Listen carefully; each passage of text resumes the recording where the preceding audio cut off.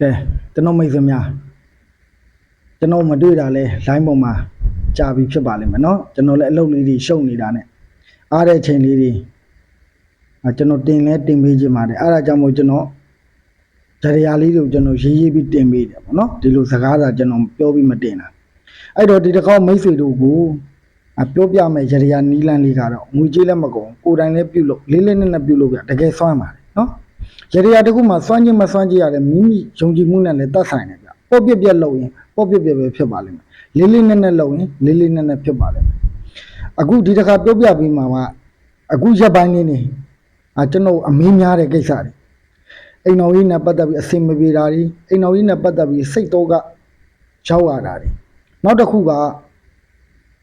တချို့လင်မယားတွေဆိုရင်တယောက်နဲ့တယောက်စိတ်ဆိုးစိတ်ကောက်ပြီးတော့အိမ်မှာအတူနေရင်းနဲ့တောင်မှစကားမပြောတာတွေရှိအဲ့လိုမျိုးအိမ်တော်ကြီးမြည်တို့တော့အိမ်တော်ကြီးကိစ္စမဆိုးစိတ်တော့ကကြုံတွေ့ရပြီရောက်လာခဲ့ပြီဆိုမြည်သည့်နေ့မြည်သည့်အချိန်မြည်သည့်နာရီမဆိုးပြုလုပ်လို့ရပါတယ်ဒီအစီအမံလေးကိုဖះเจ้าဆောင်လေးပေါ်တင်ပြီးတော့ပြုလုပ်တာမဟုတ်ဘဲနဲ့ဖះเจ้าဆောင်ရှေ့လေးမှာခုံလေးချပြီးတော့ဒီအစီအမံလေးကိုပြုလုပ်ပေးပါအဲ့ဒါကတော့ကျွေးပကံတစ်ချက်ကျွေးပကံဆိုတဲ့နေရာမှာအသက်ဆိုပိုကောင်းတာပေါ့တချို့ကျွေးပကံလေးတွေအပ်နေတာတွေနှက်ခမ်းပဲ့တာလေးတွေเนาะကိုကကောင်းတာဖြစ်ချင်တာဖြစ်တဲ့အတွက်အဆိုးလေးတွေဟာလေးတော့မလုပ်သင့်ဘူးเนาะ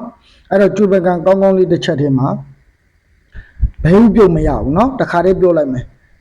အထွန်းတက်သေးတယ်ကျွန်တော်မိတ်ဆွေတွေကတခါရရင်เนาะကြက်ဥပြုတ်ကိုပြုတ်ပါ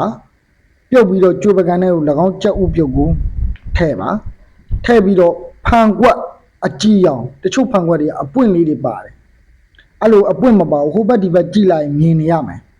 ဖန်ကွက်အကြည့်အောင်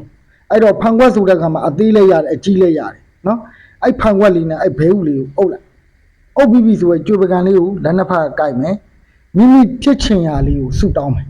စိတ်ကနေလေးလေးနက်နက်နဲ့ဆူတောင်းကြရရာမြည်ဒီမှာကိုကပေါ့ပြက်ပြက်လုပ်ရင်ပေါ့ပြက်ပြက်ပဲဖြစ်တယ်စိတ်ကနေယုံကြည်မှုနဲ့လေးလေးနက်နက်နဲ့ငါဖြစ်ကိုဖြစ်ရမယ်